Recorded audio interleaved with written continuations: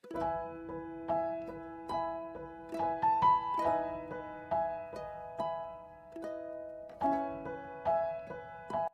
di umano ang lagay ni Senator Bato de la Rosa. Ito nga daw ay matapos na kayugan ng taong bayan ng Maspatan ito sa isang resort around Visayas. Ayon sa ulat, agad daw na isinugod si Senator Bato matapos mabugbog ng taong bayan at kasalukuyan daw itong nagpapagaling sa isang pribadong hospital. Tila ito na nga daw ang wakas ng pagtatago ni Bato dahil bantay sarado na umano ito ng ICC at sakaling makarecover ay dadalhin agad ito sa Netherlands. Hindi ba competent authority ang ICC sa paningin po ni Senator Bato? Sabi ko nga po, yan ay normal na manggagaling kay Senator Bato dahil isa siya sa maaaring makonsider na co-perpetrator. May takot? On his part? Maybe. I cannot answer for him. Pero tandaan po natin, sa aking pagkakaalam, kung di ako nagkakamali, may narinig na din daw po siya na magkakaroon ng warrant of arrest, kaya hindi po siya yata napunta sa Hong Kong. Hindi po ba, kung talagang alam niya na walang warrant of arrest issued by a competent authority, matapang po siyang sinamahan ang dating Pangulong Duterte. And as a matter of fact, dapat nga nauna pa siya kay Senator Robin pumunta sa Netherlands. Yusek, what was the reaction of the President when he learned about the resignation of Secretary Babe Singson from ICI? Napag-alaman naman din po na dahil sa kanyang concern sa kalusugan ay nagpasabi na po siya na sa kanyang pagbibitiw at dahil nga po magaling po ang si Secretary Babe Singson, pinakiusapan po sa pamamagitan po ni Sec Vince na kung maaari pa ay manatili pa siya. At dahil nga muli may concern po si Secretary Babes, iginagalang po yan ng ating Pangulo at nagpapasalamat po tayo sa napakagaling pong serbisyo po ni Babe Singson. I think, ma'am, one of his concerns ay yung funding for the ICI kasi ang na-mention niya yung 41 million pesos na supposedly funds for ICI sa dyaryo lang siya pero hindi talaga nakarating sa kanila. Was there a lack of government support sa ICI? Ano po ang nangyari sa funding na ito? Ayon po sa DBM, yung SARO po ay as early as September ay nandyan na po. Ang natatangi lamang po siguro nagkaroon ng konting delay ay yung pag-implement po or pagsasagawa po ng MDC at yung modified disbursement system. At ngayon po ay maitatanong po natin, yung pondo po ay nasa kanila na. Ma'am, ang kagabi, nagsalita rin po si Mayor Magalong. Sabi niya, nung time niya, nagpalawal din siya ng 30,000 pesos from his own pocket. Hindi na rin daw naibalik yon. And he also mentioned na he heard that one of the members of ICI is also planning to resign to follow the footsteps of Secretary Singson.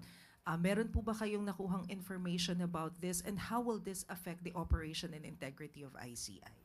Patungkol po sa sinabi niya na mayroon pang kulang sa kanya, ipinakiusap na po natin since nandiyan na po yung pondo. Kung ano po yung pagkukulang sa may mga dapat na bayaran na po agad. At hindi po naman nagkulang ang Pangulo dahil lahat po ng kailangan ng ICI, lahat na maibibigay na tulong po na manggagaling po sa Pangulo, iyan po ay ibinibigay. At patungkol po kung sino pa yung magre-resign, siguro mas maganda po siya na po yung kanyang, siya na po ay yung tanungin. Siya naman po nagbigay ng information. Sorry ma'am, last na lang. Yun po sinasabi ninyo na funds na hawak na ng ICI, buong 41M po. Opo, nasa kanila po. Okay, May thank you. follow-up question po si Ivan Mayrina. May 7. Yusek, good morning. Mismong si Secretary Singson po ang nagsabi na kulang sa ngipin, kulang sa kapangyarihan ng ICI at sa ngayon may mga pending measures in Congress na layong lumikha ng mas pinalakas at mas may kapangyarihang ICI, although ibang it goes in a different name. Ano ho ang tugon ng Pangulo sa mga panawagang i-certify niya as urgent itong mga panukalang ito? Sa pag-aalam natin ay tapos na po yata. At sa Senado ay third reading na po yata. So, hintayin na lang po natin kung ano po yung kanilang versions. At kapag ka po ito nabasa naman ng Pangulo, ay tingnan po natin. Pero does he Papasahin support, po. does the President support the idea na kailangan natin ng mas malakas, mas makapangyarihang entity that will investigate corruption in infrastructure projects? Ang lahat naman po ng institusyon na mayroon pong power to investigate, lahat po dapat ay malakas. Meron po silang kapangyarihan. Pero ito po kasing isinagawa na ICI, Independent Commission, ito po ay batay lang po sa EO 94 at alam po natin na ang purpose nito ay to maging fact-finding commission. Hindi po para magbigay ng penalty sa hindi a-attend. At ito po ay tulong lamang makapag-concentrate para maimbestigahan, makapag-gather ng documents, facts, data para po matulungan yung ombudsman o yung DOJ. So, yun po talaga ang pinaka-purpose ng ICI. Ma'am, kanina po sa panayam sa isa sa aming programa, sinabi ni Ombudsman Remulla na ang direksyon po ay bubuwagin na rin ang ICI at ang Ombudsman na ang magte-take charge. Do you have any information to that effect? Sa ngayon, hindi po ako makakasagot patungkol po dyan at hindi pa po rin namin pag-uusapan patungkol po dyan. But since nga po, nandyan naman din po ang ombudsman at napaka-active din po nila patungkol po sa usapin ng mga anomalyang flood control projects, maaari pong maging ganun. Pero as of now, wala pa po tayong pinakadetalye o anumang update patungkol dyan. Sunod na tanong mula kay Ivy Reyes, Bilyonaryo. Hi, good morning, Yusek. There's a complaint filed before the Ombudsman against Secretary Ted Herbosa over his alleged close ties with a pharmaceutical company, and the complaint concerns possible backdoor influence that no other bidder can enjoy, except for that one pharma. Has this reached the President, and considering that this is just one of the 3 other complaints filed against SecTed, does he still enjoy the President's trust? Ngayon po, mai-assume natin na he still enjoys the trust of the President. Tingnan po natin kung ito po'y na-receive na po ng ombudsman at hayaan po natin ang ombudsman na mag-imbestiga po dito. Ma'am, on another issue, former Justice Antonio Carpio says the Executive Secretary and former DOF Chief Recto's move to transfer trust fund from PhilHealth and PDIC would constitute technical malversation over a unique provision authorized in the 2024 GAA, transferring fund balance from those 2 GOCCs. Under the Constitution daw po kasi only the President can transfer savings, and that these trust funds should only be used solely for their purpose. So for PhilHealth, dapat for PhilHealth purposes lang daw po. Nabanggit naman din po ni Justice Carpio ang patungkol sa provision na ito mula sa GAA 2024. At yun lamang po ay sinunod ng DOF at to sweep the idle funds from the GOCCs. Ito naman po ay bago po ito naganap. Inaprubahan po ito ng OSG, Office of the Government Corporate Council, Governance Commission for GOCCs, COA, pati po ang PhilHealth Board. So, sumunod lamang po ang DOF sa pinag-uutos na naaayon po in line with the GAA 2024.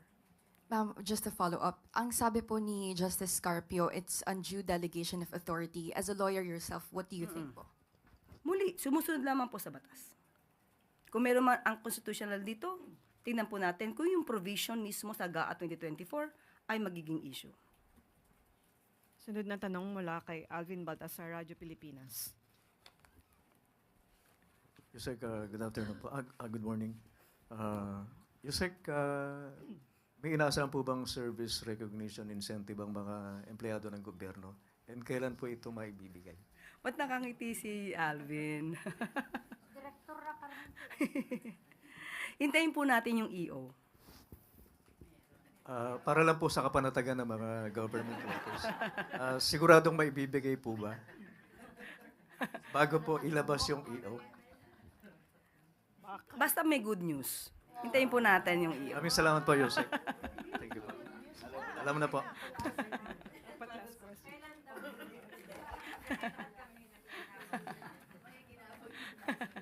Sunod na tanong mula kay Eden Santos, Net25. Good morning po, Yusek. Yusek, meron na po bang tugon ang kampo ni Vice President Sara Duterte dun po sa pahayag ng Pangulo na bukas siya sa dialogo sa Vice Presidente para sa pagkakaroon ng pagkakaisa sa bansa? Since ang Pangulo po ang nag-offer nito para maipakita yung kanyang sinseridad, yung kanyang pagiging seryoso, wala po ba siyang unang hakbang para mangyari po yung dialogo na ito? Pwedeng i-correct po natin. Wala po tayong sinabing nag-initiate. Ang Pangulo po, even before, ito po ay napag-usapan na sa isang podcast. Natatandaan niyo po ba yon nung tinanong ito ni Katuning? Ang Pangulo ay open sa lahat ng gustong makipagdialogo. Kahit sino na may concern at maaaring mapag-usapan, hindi lamang ang Vice Presidente, sa lahat. Open ang Pangulo sa anumang discussion para po for the unity sake. Yun po yung ibig sabihin natin. So kung meron po pagpapahatid na mensahe ang Vice Presidente, siguro po si spokesperson na lamang po niya ito dapat na itanong. Another topic lang po, reaksyon ng palasyo doon sa sinasabing parang credit grabber po ang Pangulo, doon po sa bukhan na bridge na inopen po, na sinasabi po niyang naaprubahan ng mga 2022 at 2018 pa daw po yon under the previous administration. Sino po ang bumabatikos? Sino po ang nagsabing credit grabber? Parang wala po tayong nadinig na ganun. Wala akong konteksto. So, kung hindi natin alam kung sino nagsabi at ito ay sa tabi-tabi lamang, hindi na po natin ito dapat pansinin pa muna. Dahil alam naman po natin, sa ngayon po, ang sinabi po na Bukana Bridge ay natapos po sa panahon ni Pangulong Marcos Jr. Sunod na tanong mula kay Gilbert Perdes, DWIZ. Good morning po, Yusek. Tinanggihan po ni Congressman Pulong Duterte yung imbitasyon po ng Independent Commission for Infrastructure ukol po sa investigasyon doon po sa flood control project sa Davao. Sa halip po ay inirekomenda ni Duterte na investigahan po ng ICI si Pangulong Marcos at ang unang pamilya po. Ano pong reaksyon ng palasyo po dito? May kasabihan tayo, buntot niya, hila niya. It means you are responsible for the consequences of your own acts. Marami na po mga mabatas na gumalang sa pagpapatawag ng ICI. Nagbigay ng kanilang mga response, ng kanilang mga nalalaman. At kung walang itinatago, di dapat magtago. Yun lang Okay po. po. Sunod na tanong mula kay Ivan Mayrina, GMA News.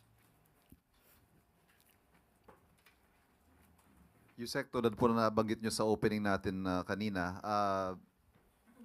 pinapakita po ng Pangulo ang kanyang pagpapahalaga at matatag na suporta sa kasundaluhan. Nagkakasunod-sunod po yung bisita niya sa mga kampo, ang anunsyo niya ng dagdag na base pay, subsistence allowance. Ang tanong po does the President feel the need to show this support to the military at this time?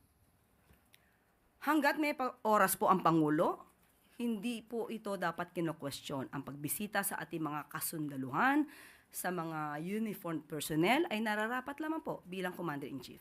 So wala po itong kinalaman kung merong mang issue ngayon, obligasyon po ng Pangulo na bisitahin sila. At ito po ay nagkataon lang na bukod po sa pagbisita yung mga anunsyo ng dagdag na benepisyo sa mga sundalo, nagkataon lang na ito po ay nangyayari sa panahong may mga panawagan for the military to withdraw support from the administration. Kung nararapat po silang bigyan na mas magandang ayuda, pagtulong, kailangan naman din po nating bigay dahil ang kanilang sakripisyo po sa bayan, buhay po ang nakataya sa kanila. Sunod na Thank you. tanong mula kay Katrina Domingo, ABS-CBN.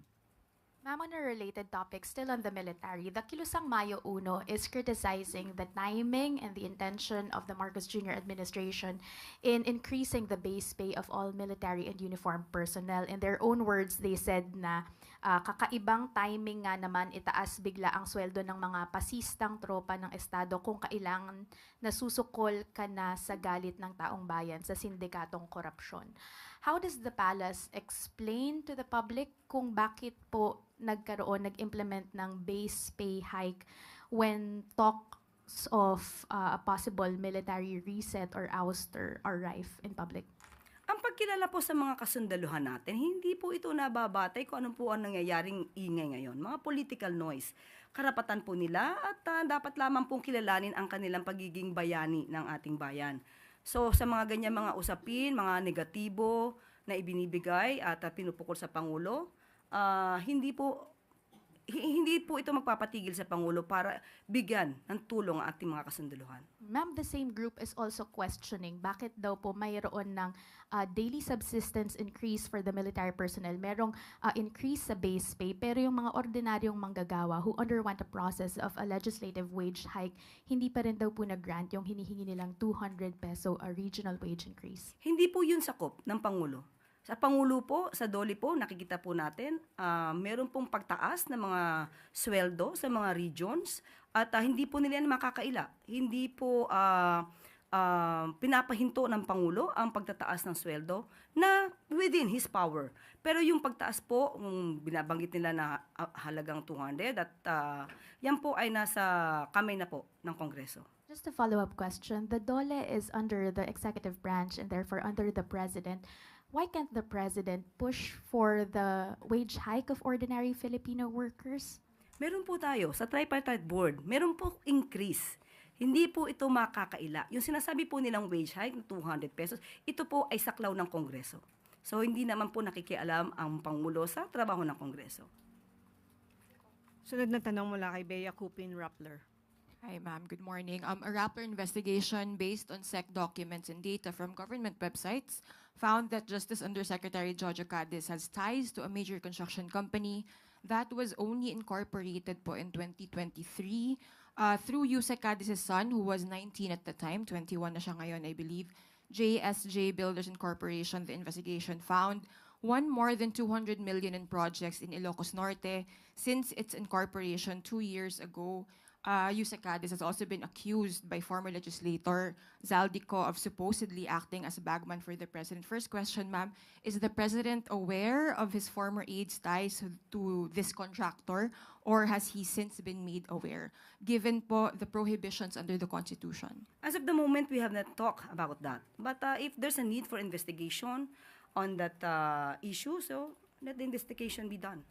And on that note, ma'am, does he still enjoy the president's trust, and will he remain in the DOJ despite, again, these links and the claims that have been made against him? Sa ating pagkakaalam, siya po ay nag-submit na ng kanyang resignation. Sa ating pagkakaalam, bibigyan ko lang po ng update. Has it been accepted? No. Bibigyan ko po kayo ng update. Sunod na tanong mula kay Ann Soberano, Bombo Radyo. Yusek, good morning. Reaction lang po ni Presidente. Kasi kahapon po si Majority Leader Sandro Marcos humarap po sa ICI. Ano po ang naging tugon dito ng Pangulo? Since sinabi din po ni dating DPW Secretary Babe Singson na tila po nabigla si Majority Leader Sandro Marcos sa mga itinanong sa kanya.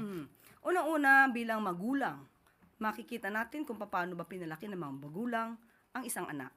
Disente, hindi takot, matapang na humarap sa investigasyon, hindi nagtago, nagboluntaryo pa, kinilala ang ICI, hindi tulad ng iba.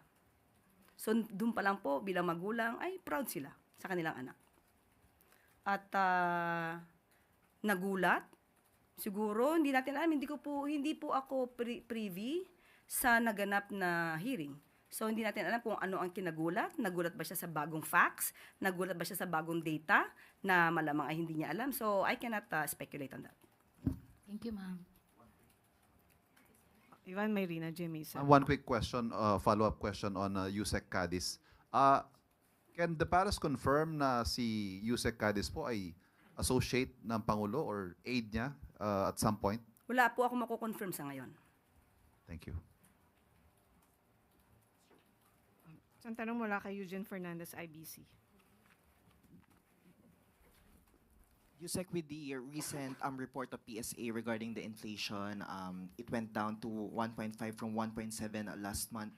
Are we does the palace satisfied with this decrease with regards to the inflation rate po? Maganda ang ipinapakita na pagbaba ng inflation rate. Dahil nga sabi natin, hindi maiiwasan because of the political noise na talaga naman maaapektuhan ang ating ekonomiya. At kapag ka naman po ito'y natapos na at naipakita naman ng Pangulo ang kung ano ang reason kung bakit kailangan magkaroon ng pag-iimbestiga at tingin natin mas lalong magtitiwala ang taong bayan sa Pangulo. Sabi nga natin, may mga pagkakataon, hindi siguro popular ang iyong desisyon dahil makakaapekto mismo ito sa iyong administrasyon. Pero anong pipiliin mo? Popular na desisyon o right decision? So sa Pangulo, ito yung tinatawag nating right decision. Kahit ano pang mangyari, maapektuhan man pansamantala ang ating ekonomiya, ang taumbayan, basta dapat maituwid ang tama. Yusek, just a quick follow-up. I would like to also ask the reaction of the palace since browsing through the comments dun sa recent post ng PSA regarding the inflation rate, parang hindi naniniwala yung maraming tao regarding the decrease of the inflation rate. May reaction po ba tayo regarding that? Maraming mga tao malamang na hindi maniniwala dahil hindi naman sila ganun ka-aware kung paano tumatakbo ang ekonomiya. Marami talagang ordinaryong tao, simpleng tao na minsan ang ganito mga masyadong technical ay talaga namang hindi maiintindihan. Pero saan pa po ba tayo maniniwala? Hindi po ba sa records? Okay, Yusek. Sa pantanong mula kay Katrina Domingo, ABS-CBN. Ma'am, going back to Jojo Pasko ba to? Cadiz. Pang Christmas gift na ba Merry to? Christmas, Undersecretary. just on Jojo Cadiz, when did he exactly resign? Hindi ko, ngayon, natanong ko lang po yan sa DOJ, hindi ko po natanong kung ano yung exact date. Okay. So, bibigyan ko po kayo ng pinaka-update. Okay. Ma'am, how does the palace respond to observations na yung mga officials close to the president or at least in the executive branch, nagre-resign lang po sila kapag naibabalita na or naisisiwalat na yung alleged involvement nila dito sa mga anomalies in government. Take for example, Jojo Cadiz na yung 19-year-old son apparently is the head of a construction firm na nanalo ng millions of pesos in government projects. Hindi ba dapat ikatuwa ng tao, ng taong bayan? Kung meron mang mga tao na kaalyado ng Pangulo at kapag ka na-involved, kahit wala pang desisyon o wala pa man judgment, ay umaalis, hindi po ba mas magandang tignan yon? Mas maganda po yon dahil ibig sabihin, hindi nagtotolerate ang Pangulo kung mayroon mang mga taong maaaring nasasangkot, although wala pang judgment. Hindi tulad ng mga nakaraan, kahit nandiyan na yung mga pangalan, nag-i-stay pa rin, kahit malaki na ang issue about sa corruption.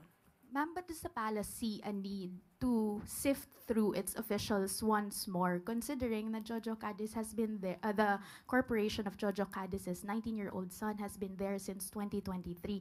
Is there a need to, sift through, review again yung mga dealings and other ties of officials sitting in high-ranking positions in government? Katulad po niyan, kung sila ay nai-involve at alam nila na maaari sila masangkot kahit wala silang kasalanan. Paggalang ito sa Pangulo mismo nila, para sila muna ay umalis.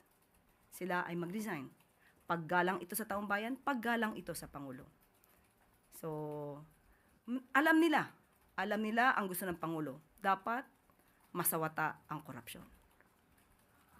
Huling tanong mula kay Heidi Sampang, DZAS. Good morning, Yusek. Siguro po nabalitaan na rin po ng palasyo yung nakakasang kilos protesta next week po ng grupong Manibela, the Transport Group. So, meron po bang plano ang Pangulo na ipasilip po or silipin po niya yung mga concerns po ng transport group na ito like abuse daw po sa LTO, sa mga delay po ng release ng jeepney registration papers po nila? Opo, ipinag-utos naman po sa pamunuan po ng DOTR. Tignan po mabuti kung ano po ang hinaing ng grupo ng Manibela. So, kailangan po rin itong maresolba. Kung meron naman po talagang batayan ang kanilang reklamo, dapat po ito masolusyonan kaagad. Pero meron din po bang pakiusap ang Malacanang? Kasi plano rin po ng grupo na i-extend pa po kung more than 3 days pa yung kanilang kilos protesta. Kawawa naman po yung mga commuters natin, lalo na po ngayon holiday season. Opo, tayo na rin po mananawagan sa grupo ng Manibela. Alam naman po natin, Christmas season. Baka naman po pwedeng ipamasko nyo na. At mapag-usapan na lang po kung ano man yung mga hinaing nila. Pag-usapan po para ma-resolve agad. Thank you, Yusek. Thank you. Balik sa iyo, Yusek. Salamat. 20 araw bago magpasko, merry ang kapaskuhan ng ating siyam na mga kababayan na makakauwi na sa bansa matapos na mabihag ng rebel group ng Houthi sa Yemen. Ayon kay Pangulong Ferdinand R. Marcos Jr., excited na ang pamahalaan na salubungin sa Pilipinas kasama ng kanilang mga mahal sa buhay ang 9 na marino na nailigtas mula sa lumubog na MV Eternity Sea sa Red Sea noong Hulyo. Lula ng MV Eternity Sea ang mga marino noong sila ay mabihag ng Houthi rebel group sa Yemen habang naglalayag sa Red Sea. Sa ngayon, sila po ay pauwi na sa Pilipinas. Dumating sila sa Oman mula sa Yemen noong Miyerkules at sinalubong ng mga tauhan ng Philippine Embassy sa Muscat at ng Department of Migrant Workers. Lubos ang pasasalamat ni Pangulong Marcos Jr. sa Department of Foreign Affairs sa pangunguna ni Secretary Maria Teresa Lazaro, sa DMW sa pangunguna ni Secretary Hans Kakdak at sa Philippine Embassy sa Oman upang masiguro ang kaligtasan ng mga marino. Nagpaabot din ng pasasalamat si Pangulong Marcos Jr. sa Oman government, lalong-lalo na kay Oman Sultanate, Sultan Haitham bin Tariq, sa kanilang walang tigil na tulong sa Pilipinas upang pasigurong ligtas ang mga marinong Pinoy. Samantala, nagpaabot naman ng pakikiramay si Pangulong Marcos Jr. sa mga mahal sa buhay ni Nel Roy Fanner na nasawi noong na inatake ang MV Eternity Sea. Para kay Pangulong Marcos Jr., palaging una ang seguridad at kapanganan ng mga bagong bayani, sa laot man o saan mang panig na mundo. Mas mabilis at mas abot kayang internet. Alinsunod sa utos ni Pangulong Ferdinand R. Marcos Jr. na gawing mas abot kaya ang internet para sa lahat, nagpapasalamat ang Department of Information and Communications Technology o DICT sa lahat ng mobile providers kagaya ng Globe, Smart, Dito at iba pa sa pagbibigay ng mas mura at sulit na data promo. Ayon sa datos ngayong 2025, mas mababa ng 17% na ang presyo ng data kumpara noong 2024. Halos 10 piso ang ibinaba sa bawat 10 gigabytes. Ibig sabihin, mas mahaba ang browsing, mas maraming content, mas malinaw na video calls, at mas sulit ang bawat piso. Bunga ito ng Oplan Bantay Signal ng DICT kung saan libo-libong mamamayan ang nagpapadala ng signal test. Dahil dito, mas makakaasa ang taumbayan sa mas mabilis na internet connection sa kanilang mga lugar. Nakabantay din ang DICT kasama ng taumbayan para tulungan ang mga telecommunications companies na pagandahin ang mga serbisyo pa nila. Kaya naman, ituloy lang ang pagpapadala ng signal test. Dahil sa ilalim ng bagong Pilipinas ni Pangulong Marcos Jr., ang bawat isa ay magbabantay para sa mas mabilis na internet connection sa bansa. Sa konektadong Pinoy, walang iwanan. Walang konektado, lahat ay konektado at mas mabilis ang serbisyo. Ngayong araw ay makakasama natin via Zoom si MMDA Chairman Don Artes na kasalukuyan nasa Paco Pumping Station upang maglagay ng stop log upang maiwasan ang pagbaha sa nasabing lugar. Tatalakayin din natin ang mga hakbang na ginagawa ng MMDA para ma-decongest ang traffic sa Metro Manila, bunsod ng holiday rush. Magandang araw po, Chairman Don Artes. Magandang araw sa iyo, Yusek Claire, at sa inyong tagapanood. Kasama ko po si Yorme. Magandang umaga po, Mayor Isko Moreno. Good morning po. Magandang umaga daw.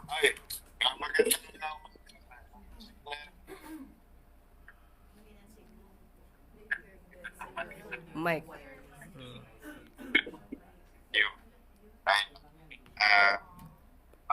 For the past 3 weeks, Chairman Artes taking the lead.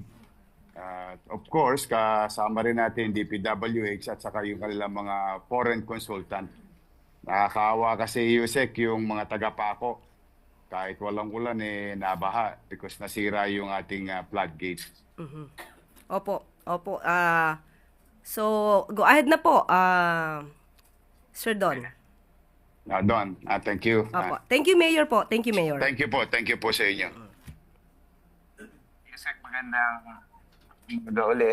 So, ito po yung stop log na ikakabit natin, Yusek, temporarily para maiwasan po yung pagbaha dito sa Paco habang ginagawa yung floodgate. Okay. Sir, meron ba akong imensahe dahil medyo marami na po ang namumblema patungkol po sa traffic dahil sa nalalapit po na Kapaskuhan? Opo, sobra po kasi ang volume ng sasakyan. We expect it dahil sa ating pong datos, last year ng same week, first week and second week ng December, umaabot po talaga ng 450,000 ang vehicles sa EDSA alone. Yan po ay more than the 250,000 capacity.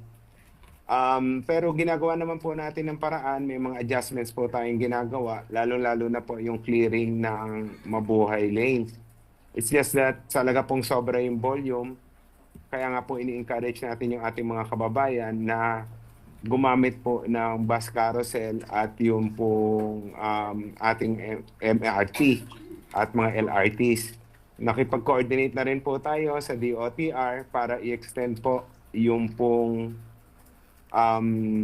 biyahe ng MRT at mga LRT at yung po mga pampublikong transportasyon para po may masakyan ang ating mga kababayan at hindi na sila magdala ng sariling sasakyan. Yung sa nangyari naman po sa Marcos Highway, nagkasabay-sabay po yung sale doon po sa mga malls na outside ng jurisdiction ng MMDA. Kung nyo po matatandaan, pinagbabawal po natin ang mall sale dito po sa Kamaynilaan. So, yun po yung reason. Dahil po dito sa may parking Rizal, may mga nag-mall sale, nagkasabay-sabay po yung paglabas at nabulunan po. Pero kahapon, nagpulong na po tayo sa pangunguna ng MMDA, kasama po ang LGU ng Marikina, Pasig, Quezon City, Cainta at Antipolo at nag-propose po tayo ng mga mitigating measures para hindi na po maulit.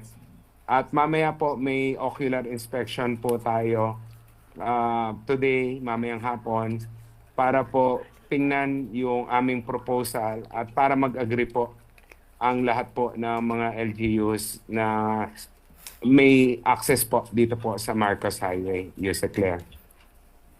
We can get questions from the media. Marisol Halili. Marisol Mali, sorry, GMA7.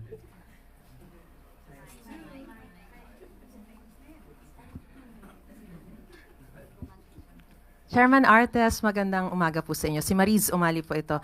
Good Chairman, morning. so yung mga binanggit niyo po kasi na mga immediate solutions, actually ginagawa na rin po yan previously, even prior to the extreme gridlock that was experienced by motorists, especially in Marcos Highway. Pero sa kabila po ng mga ginawa pong mga interventions na ganun, nangyari pa rin po yung 6-hour na matinding gridlock po sa Marcos Highway. At hindi lang naman po sa Marcos Highway nangyayari yan. Nangyayari po siya sa maraming pangunahing mga kalsada. Ano pa po ba ang mga karagdagang solusyon dahil nga po sa matinding volume ng mga sasakyan, hindi naman nadadagdagan yung mga kalsada natin. So, paano po ba mangyayari? Well, yung mga interventions naman po natin ay tuloy-tuloy, like clearing ng mga mabuhay lanes. Yung po sa Marcos Highway, nagkasabay-sabay po meron din po kasing operations ang DPWH regarding sa overweight na mga sasakyan na inirequest na po natin kay Sec Beans na magkaroon muna ng moratorium dahil nakakaharang din po at nagiging obstruction sa daan. Ganon din po, hindi po coordinated kasi yung mga truck ban sa mga LGUs po. So kinausap na po natin sila na dapat coordinated kasi ang nangyari po, yung mga naipit po na hindi makapasok sa mga LGUs ay pumarada sa karsada na nagkaroon din po ng pagsisikip. Ganon din po, kinausap din po natin yung mga LGUs regarding mall-wide sale. Dapat po siguro ipagbawal din muna po dahil nagkataon po, pagkasara po ng mall, sabay-sabay po naglabasan na talaga naman pong naging dahilan ng sobrang bigat ng daloy ng traffic. Tapos nung nati-traffic na po, yung pong mga kababayan natin, yung iba nag-counterflow, hindi na po sumusunod sa enforcers na naging ang reason. Kaya na-overwhelm din po yung ating mga enforcers. So, magkakaroon po tayo ng additional deployment ng mga enforcers natin, lalong-lalo na po dito sa Marcos Highway. At nangako naman po yung mga LGUs na tutulungan din po tayo sa pag-enforce po ng traffic rules. Chairman, just to follow up, I understand that you've already responded to the COA report or the COA findings dun sa mismong report na yon. But just for the record, pwede po bang mahingi yung dahilan bakit po meron naman po palang budget na nakalaan for traffic management problems and flood control projects. Pero ano po yung naging dahilan para sa mga delayed project implementation, procurement issues, at nagkaroon pa ng commitment fee na abot sa 37.4 million pesos na kailangan ibalik, no, dahil nga dun sa na-incur ninyo na from 2018 to 2024 na hindi nagamit or hindi nagamit yung mga budget na yon para sa mga proyekto sa tamang oras, kaya kailangan i-commit ulit yung budget na yon. Ano yung yan pong project na yan ay yung Metro Manila Flood Management Project na funded po ng World Bank. Yan po pertains to minimization ng solid waste sa ating waterways. Inabot po kasi yan ng pandemic. Nasabi nyo nga po na ang period na covered niyan ay 2018 to 2024. So yung bulk po ng delay niyan happened because of the pandemic. Pero sa ngayon po nakaka-catch up na po tayo. In fact, satisfactory po ang rating na ibinigay sa atin ng World Bank. In fact, about a week or two ago, nag-meeting po kami ng mission ng World Bank at wrapping up na po tayo. At we can assure the public na inayos na po natin yan, nakaka-catch up na po tayo at magagamit po ng tama yung pondo for the purpose intended. Sorry, one last. Merong 1.028 billion pesos na hindi nagamit noong 2024. Sayang kasi dahil supposedly para sa mga pang-traffic management yan. Ngayon, ang tindi-tindi ng mga na traffic na dinaranas natin, pero may budget pala na ganun kalaki. Hindi po lahat yan sa traffic. Ang bulk po niyan ay sa flood management po. Okay. So, okay. Next question, Eden Santos, Net 25. Chairman, good morning po. Bakit po yung mga mall owner ang parang sinisisi natin sa matinding traffic dahil sa kanilang mga mall sale? Na alam naman po natin na sa mga ganitong season lang sila nakakabawi sa kanilang operation expenses sa buong taon. At kung magpapatupad po tayo ng pagbabawal sa mall sale ng mga mall owners po, paano natin ito gagawin para po sumunod sila? Unang-una po, hindi naman po natin sinisisi ang mga mall owner. Ang sinasabi lang po natin, pinakikiusapan po natin sila na kung maaari ay huwag po mag-mall-wide sale dahil nga po nagkokos po talaga ng sobrang bigat na daloy ng traffic na na-experience po natin last Saturday dahil may mga malls po outside of NCR na along Marcos Highway na nag-mall-wide sale po. At nakita naman natin yung epekto. So yan po ay pakiusap natin sa mga mall owners na kanila naman pong tinutugunan dahil alam din naman po nila na sobra po yung nagiging pagbigat ng daloy ng traffic pag meron pong mall-wide sale. So hindi naman po natin sinisisi. At kung yung sa commerce naman, hindi naman po natin pinagbabawal yung sale per store. Ang pinagbabawal lang natin ay yung mall-wide sale na kabuuan po ng mall ay lahat po ng stores ay may sale. So hindi naman po yan nakaka-restrain ng trade. So at nag-agree po sila dyan dahil pag sobra rin po ang traffic, nawawala po yung foot traffic sa kanilang mga malls, ay nadi-discourage din po pag pumunta yung mga mamimili at nakakabawas din po sa sales nila. So hindi naman po natin sila sinisisi. Okay. Pero doon po sa sale kasi po rin ang hinihintay ng ating mga kababayan, ano, para makapamili po sila ng mas marami-rami doon sa kanilang budget, lalo na po kung 500 pesos lang para sa kanilang Noche Buena. Kung ibabawal po natin yung sale, baka hindi na rin sila makabili ng mas marami-rami. Again, uulitin ko po, hindi po namin pinagbabawal or pinakikiusap na ipagbawal yung sale.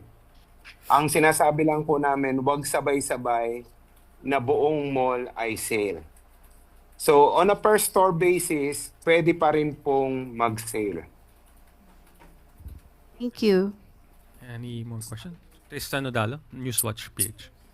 Hi, good morning, Chairman Artes. Sir, allow me to shift to a different topic lang po. Na-announce na po or nasabi ng DPWH at DOTR that they are planning to resume or at least simulan na po yung EDSA rehab sa 2026. May timeline na po bang wino-work out din yung MMDA? And na-address na po ba yung mga problema na na-encounter in the past na di kaya po na-suspend yung pagre-rehab ng EDSA? And this time, next year, kaya na po ba talagang masimulan ito? Well, magpupulong po kami to finalize sa, I think, December 17. Last week, nag-meet po kami ng DOTR, Sec Banoy, at si Sec Vince para nga po planchahin yung details at yung mga naging problema at issues na encounter noong nakaraan na nila na i-rehab ang EDSA ay sa tingin ko naman ay na-address namin. So, i-announce po namin yung detalye sa December 17 po. I think we have one more question from Let Narciso, DZRH.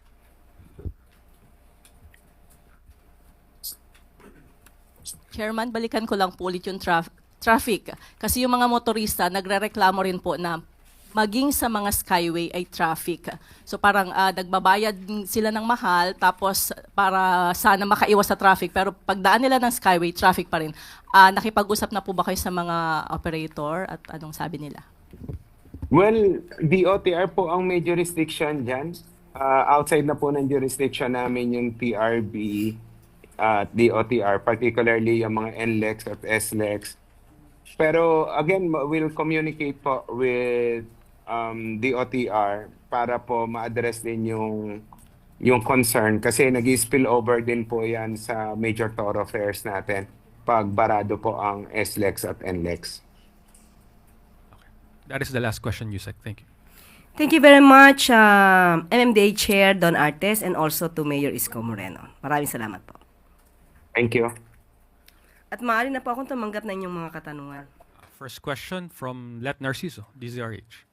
Good morning, Yusek. Ma'am, may ilang mambabatas po na hindi kontento, gaya ni na Representatives Leila de Lima at Chel Jokno, dun sa pakiusap lang ng Pangulo sa Kongreso na gawing prioridad yung ilang panukalang batas kabilang yung Anti-Political Dynasty Bill at Independent People's Commission. Ang katwiran nila, ma'am, kung sincero ang presidente at talagang gusto niyang maisabatas itong mga ito, bakit hindi sinertify as urgent? Ano pong sagot ng palasyo dito? Unang-una po, ito ay Congress at executive na priority bills. Alam po natin yan at nagbigay na po ng mensaheng Pangulo na ito ay unahin. At pag-aralang mabuti para maipasa kaagad. Malinaw ang mensahe ng Pangulo. At malinaw din naman po ang sinasabi ng konstitusyon kung kailan lamang po, kailangan mag-certify as urgent ng bill ang Pangulo. Ito ay kung may tinatawag ng public calamity or emergency. So, naaayon naman po sa konstitusyon ang ginagawa ng Pangulo. Hindi naman ibig pong sabihin na hindi sinertify as urgent ang isang bill, ay hindi na po sincero ang Pangulo. Kaya po, binigyan niya ng mensahe, malinaw, priority bills po ang 4 na legislative measures. And what motivated the President, ma'am, to finally push for the swift passage of these bills? Naging factor po ba somehow yung galit ng publiko sa mga politiko, sa corruption sa gobyerno? Yung 4 na bills sa pinag-uusapan natin. Una-una po, naiiba na po yung political landscape. Nakikita natin na mayroong mga umaabuso na politiko, may nagpapaikot ng batas. Public demands a fairer system. Ang nais ng Pangulo, mas lumakas ang kapangyarihan ng taumbayan at hindi nang iilang mapang-abusong politiko. Nais ng Pangulo na ang taumbayan ay makapamili ng liderato ng naaayon sa merito at hindi sa apelido. Next question, Ana Felicia Bajo, GMA News Online. Morning, ma'am. Ma'am, what prompted the president to support the anti-dynasty bill, given that when he was still a presidential aspirant, he said that there is nothing wrong with political dynasties? Ma'am, let me just read what he mentioned in January 2022. Why would you make political dynasty illegal? Paano kung yon ang gusto ng tao? The perception is political dynasty is bad, which is not the case. You are targeting a very specific group in society. Ang politika naman is all about performance. If you're worried about dynasties, then take everybody to an election. So ma'am, may we know what changed his mind? Katulad ng sinabi natin kanina, nagbabago ang political landscape. Maraming umaabuso. At tama naman ang Pangulo, ang kapangyarihan ng pagboto ay nasa kamay ng taumbayan. Pero dahil dito may mga naaabuso, nais ng Pangulo na ipabatid sa taumbayan na kayo ay may choice. Choice na naaayon sa merito, hindi lamang dahil pare-pareho ng apelido. Ma'am, quick follow-up lang po. How does the president define dynasty? And what are the provisions does he intend to see in the measure? And confident ba, ma'am, yung Palace na this bill will be pushed in both chambers of Congress, given na we know for a fact that some lawmakers actually hail from dynasties? Kaya nga ang bilin ng Pangulo, aralin tong mabuti para maging tama ang definition ng dynasty. Thank you, ma'am. Next question, Tristan Nadalo, Newswatch. Good morning, Yusek. Lumabas din po kamakailan, from former presidential spokesperson Harry Roque, and sabi rin po ng lawyer ni Senator Bato de la Rosa ay may information po sila about an ICC warrant against Senator Ronald de la Rosa. If it truly exists, is the palace prepared to enforce it, and how? Kung meron silang alam, di ipagbigay alam nila sa lahat. Sa ngayon ay wala pa pong kumpirmasyon kung mayroong natanggap na paabiso patungkol sa existing warrant of arrest. Sa ating pagkakaalam, even the ICC could not confirm the issuance of the said warrant of arrest. So, hintayin na lamang po natin kung talagang magkakaroon ng issuance ng warrant of arrest ang ICC.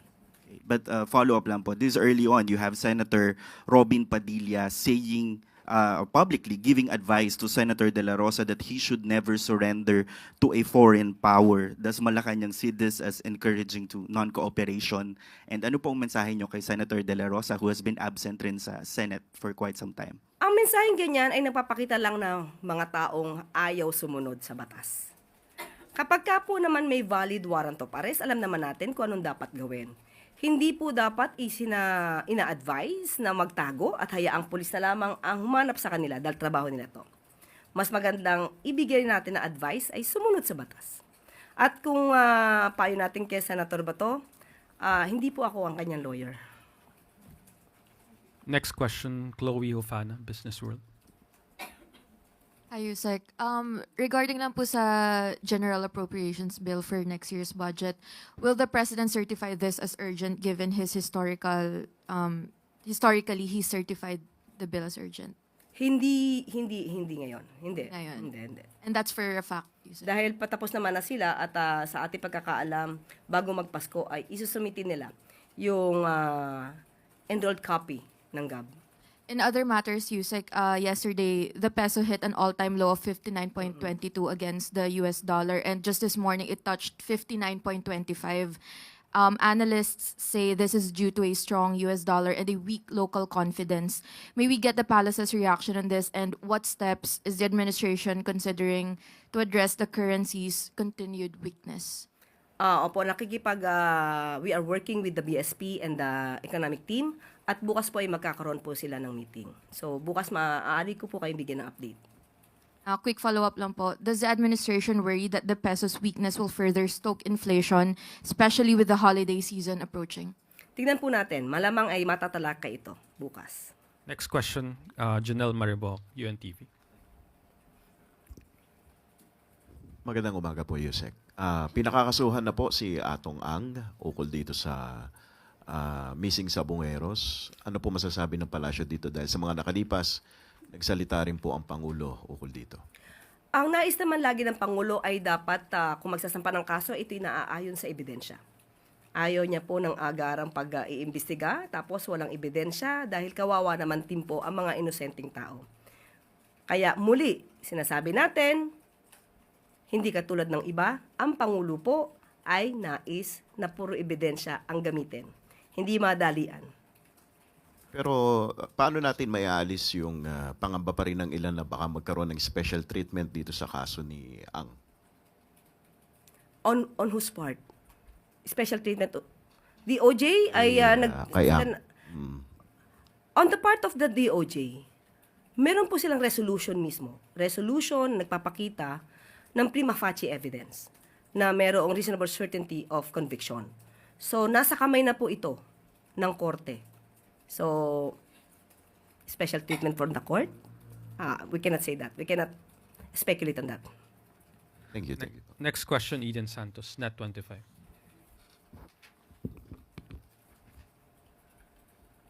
Yusek, regarding po sa mga kaso ng HIV/AIDS sa Pilipinas, medyo alarming na po yung pagdami. Merong 250,000 Filipinos live with HIV. Meron na po ba tayong update dun sa figures kung ilan po talaga? At ano po yung mga ginagawang hakbang ng gobyerno natin para matugunan po yung sa pangunguna ng DOH yung mga pasyente po na mayroong AIDS sa ating bansa? Opo, nakausap po mismo natin ang pamunuan ng DOH at sinasabi nila based sa UNAIDS 2024 Global HIV Data, may estimate na population po tayo ng 217,700 people living with HIV at with 30,800 annual new cases of HIV infections. So sa ngayon po ay pinapalawak po ng DOH ang testing sa lahat ng mga bukas centers at pinapapasok na rin po sa bawat primary care facility sa pamamagitan ng pagrepaso ng yakap para ito'y maisama itong ating mga kababayan na living with HIV. At ang DOH na rin po ang bumibili ng pre-exposure prophylaxis na nakakatulong sa pagpigil ng paghawa. Sa bahagi po ng Calabar Zone, mataas po ang mga kaso ng HIV. May we know kung meron pong nabanggit na dahilan ng DOH, bakit po doon nakakapagtala ng mataas na kaso po? Alam naman natin po ang top 3 regions, no? At kung bakit nagiging prevalent or lumalaganap ito. Ang una pa rin po, ang reason ay yung sexual contact. So, siguro mas maganda po talaga na mas malalim na pagbibigay informasyon sa mga publiko ang maaari lang sapitin kapag hindi sila responsable sa kanilang mga aksyon. Follow-up question from Maris Umali, GMA 7.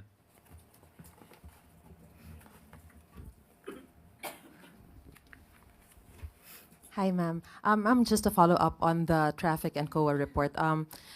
With the COA findings, does the president have any specific directives to hold specific agencies accountable, like, for example, the MMDA and some concerned DPWH offices, to make sure and to ensure that the long-standing inefficiencies will no longer contribute to the worsening traffic situation in Metro Manila? Alam naman din po ng MMDA, alam din po ng DOTR, alam din po ng ating mga ahensya kung ano ang nais ng Pangulo. Dapat lahat ng problema magawa ng solusyon. May mga pagkakataon lang siguro na may mga instances na hindi agad-agad na kayang solusyonan. Especially pagka yung patungkol sa traffic, pag itong klaseng season. Pero ginagawan po ng paraan, katulad ng sinabi po ni MMDA Chair Don Artes. Pero ma'am, yung sa mismong inefficiency in the procurement of materials, equipment, tapos yung mismong delays in the project, yun po kasi yung naging problema eh.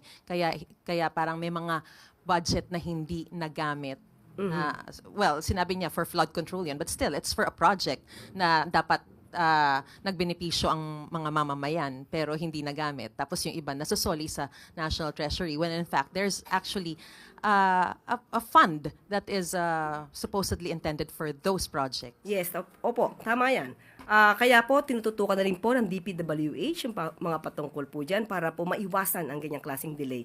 At ang delay po kasi alam natin ito ay hindi magandang epekto ng serbisyo para sa taong bayan. So tututukan po ito ng DPWH at ng MMDA at yun din po naman ang utos ng Pangulo. Thank you, ma'am. Next question, follow-up question from Alexis Romero, Philippine Star. Yusek, actually it's about the party list reform, no? Kasi na-mention nyo kanina, the president wants the abuses addressed and the political landscape has changed. But it's in relation to the dynasties. Now, ano po bang mga thoughts ng ating Pangulo hinggil sa present party list system ngayon? The general rule. The general idea na meron ang party list. Pero sabi nga natin, kung ano man yung bill na yan, aaralin ng Pangulo. Mahirap po kasi magbigay ng opinion ngayon, but ang nasa paningin ng Pangulo ay kung ano ba ang sinasabi patungkol sa dynasty. Mga magkakamag-anak na nasa politika. At sa ngayon po ay lahat po ng mga previous bills na hindi naman napasa, i-collate po ito at aaralin po na mabuti. Ano po kaya yung mga particular concerns ng Pangulo hinggil sa kasalukuyang party list system kaya nagtulak sa kanya na hingiin sa Kongreso na i-prioritize yung reforms dun sa party list law? Marami kasi talaga umaabuso. Instead na marginalized sector ang talagang na iboboto, nagagamit na ibang mga abusong politiko. Salamat po. Next question, Sam Medinilla, Business Mirror. Ay, good morning, ma'am. Under po dun sa EO 107 na nirelease recently ni President Marcos, may TWG raw na i-create para i-review yung base pay and allowance increases ng mga MUPs. Nakalagay po dun na para raw po maging sustainable. Napag-usapan po ba ito dun sa sa LEDAC meeting kahapon at saka yung proposed na MUP pension reform na earlier na shelf ng economic managers this year po? Hindi po siya napag-usapan kahapon pero ito po ay parte na po noong nakaraang Kongreso, 19th Congress. At ipinupush din po ito ng Pangulo. Tapos last na lang po, yung proposed na increase po dun sa base pay increase tsaka yung sa allowance po, magkano po kaya yung gagastusin ng government for that starting next year? At saka saan po kukunin yung funding? Kung saan kukunin, sabi po ng DOF at ng OES at DBM, ito po ay meron na po na nakalaan para sa 2026 budget. Bali, magkano po kaya? Sa ngayon po, wala tayong pinaka-details kung magkano, pero nakalaan po ito. Hihingin ko po ang pinaka-detalye kung magkano sa kanila. I-clarify ko lang, kasi di ba na recently lang po na mention ni President tong increase na to. Pero yung parang yung deliberations po doon sa 2026 budget, parang nagdaan na rin po siya. Nasa final phases na po ngayon. So, paano po siya na-include doon sa... Kasi po yun ang nais ng Pangulo even before. So talaga po na pinalano po ito. Thank you po. Next question, Maricel Halili, TV5. Magandang umaga po, Yusek. Yusek, may we have your thoughts about the new travel request of Congressman Pulong Duterte? So he requested na makapag-travel for 2 months in 17 countries. Your thoughts on that? Nais niya mag-biyahe. May pera siya. Gawin niya yung pera niya. Sabi niya, 17 countries? Nasa kanya po yun. At kailangan din siguro malaman ng constituents niya na siya ay nasa ibang bansa at nasa bakasyon ng halos more than 2 months. So wala tayong masasabi kung yan ang nais niya. But since it's a personal travel, he is not required to report to his constituent. Ganun po ba yun? Do you find this concerning in a way? Dapat malaman ng mga constituents niya dahil more than 2 months siya mawawala. Hindi po siya official travel. Kahit hindi siya official travel. Kasi lahat ng public servant dapat nagsisilbi sa bayan. At kung magbabakasyon ng mahigit 2 buwan, hindi natin alam kung paano niya i-explain ito. sa kanyang constituents. Well, anyway, meron siya. Alam niya naman po ang kanyang ginagawa. Thank you, Yusek. Follow-up question from Chloe Ofana, Business World. Yusek, pasensya na. Ibang topic po. May we just get the Palace's reaction on the 3-month high unemployment rate po, which is which is weird kasi po ngayong holiday season dapat mas mataas po ang employment rate pero nakikita po natin na bumaba po siya in a hitting 3-month high. Sa ngayon, hihingin po natin ang opinion ng DOLE. Wala pa po sa atin na ibigay na anumang update tungkol dyan. Next question, Ivy Reyes, Billionario. Hi, ma'am. Good morning. Ma'am, with the President prioritizing the Independent People's Commission Act, does the ICI still have the President's confidence? Yes, still. Wala pa naman po yung batas eh. At tiwala po ang Pangulo sa mga ginagawa po ng ICI. So kahit po na-mention na po ni Ombudsman Boying Remulla na posibleng ma-dissolve at kahit na sinabi ni former Commissioner Rogelio Babe Singson na walang pangil yung ICI, Malacanang still confident? Walang pangil in a way dahil walang contempt powers. Yes po, and the budget issues before. May budget na po. Nasa kanila po yung budget. At yung printer, even before may photocopier, heavy duty. Hindi lang po siguro napansin ni ating mahal na Secretary Babe Singson. Well, anyway, walang pangil. Hindi po naman ito gagawin ng ating Pangulo kung walang pangil. Yes, oo, wala silang contempt powers because katulad na sinabi natin, hindi ito ang purpose na isinagawa itong Independent Fact-Finding Commission, kundi mag-gather lamang ng mga documents, data, evidence, na maitutulong kapag nais na isampa ang isang kaso sa DOJ o sa Ombudsman. At marami na po ang nasampahan, marami na rin po ang na-freeze ang assets. So, hindi po natin masasabi na walang naging pangil ang ICI. Next question, Alvin Baltasar, Radyo Pilipinas. Yusek, good morning. Doon sa Independent People's Commission na gustong i-prioritize ni Pangulo, di ba natin nakikita na baka magkaroon ng duplication, redundancy since meron naman tayong ombudsman? And ano ba pagkakaiba nito doon sa function ng ombudsman na Yusek? Actually, napag-usapan yan kahapon at nagbigay ng opinion ng ating Pangulo. Natignan lamang kung hindi magkakaroon ng duplication ng work. At especially with the ombudsman. At wag magamit na weapon or ma-weaponize ito sa pamumulitika. At yun ang tingin natin na aaralin mabuti ng ating mga mambabatas na hindi magkaroon ng duplication of work or magkaroon ng overlapping ng jurisdiction between this IPC and the Ombudsman. Last question, Kathy Valente, Manila Times. Yes, good morning, Yusek. Yusek, can you confirm reports that Education Secretary Sani Angara and the ICT Secretary Henry Aguda are on their way out? And how's the performance evaluation po ng ating mga cabinet? Denied po, dahil kahapon lamang po ay kasama namin sila sa LEDAC meeting. At nagbigay din po sila ng kanilang mga proyekto sa private meeting with the President. So, we denied. Okay, isa pa ma'am, follow-up lang. What does the President think about the performance of his cabinet this year despite yung sunod-sunod na pagbitiw ng kanyang mga cabinet following yung mga allegations sa corruption related sa flood control? So, paano po ma-rate ng Pangulong ating cabinet this year? Sa ngayon, nakikita po ng Pangulo na ang kanyang mga cabinet secretaries ay nagtatrabaho. Nakita naman natin, sunod-sunod ang kalamidad, sunod-sunod ang bagyo, pero nandiyan pa rin po at nakakatulong tayo sa ating mga kababayan. So, kontento po ang ating Pangulo sa lahat ng kanyang mga cabinet secretaries at habang nananatili sila dyan, nandiyan pa rin po ang tiwala ng ating Pangulo sa kanila.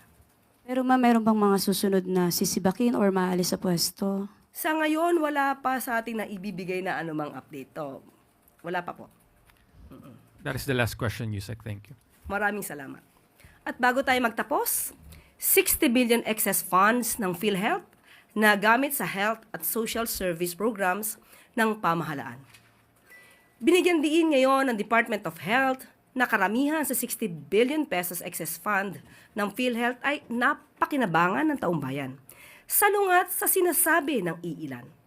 Nagamit ang pondo sa health at social services ng pamahalaan, kagaya na lamang ng Health Emergency Allowance o HEA.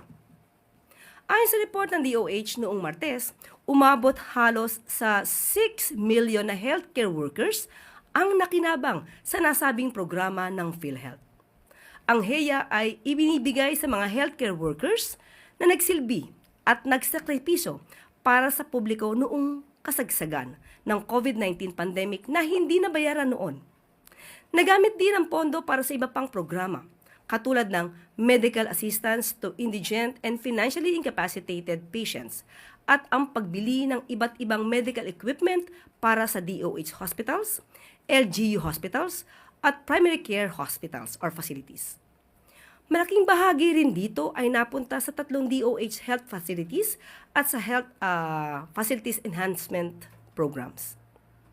Dahil sa ilalim ng administrasyon ni Pangulong Ferdinand R. Marcos Jr., walang pera ng taumbayan ang masasayang. Lahat ay napupunta sa makabuluhang programa na naglalayong maiangat ang kalidad ng pamumuhay, lalo na ang kalusugan ng bawat mamamayan. At sa usapin naman ng kalusugan, muli, zero balance billing, higit 1 milyong pasyente na ang natulungan sa loob ng 4 na buwan. Bilang bahagi ng kampanya ni Pangulong Ferdinand R. Marcos Jr. na palakasin pa ang healthcare sa bansa. Umabot na sa higit 1,078,000 patients ang natulungan ng zero balance billing program ng Department of Health, matapos lamang ng 4 na buwan. Ayon sa pamunuan ng DOH, patuloy ang full implementation ng zero balance billing sa mga DOH hospitals upang tiyakin na lubos ang alagang maibibigay ng programa sa sambayanang Pilipino. Makakaasa ang mga kababayan natin na mananatiling abot kamay ang maayos na kalidad na serbisyo ng mga pampublikong hospital at libre ang pagpapagamot para sa mga lubos na nangangailangan na mga kababayan natin.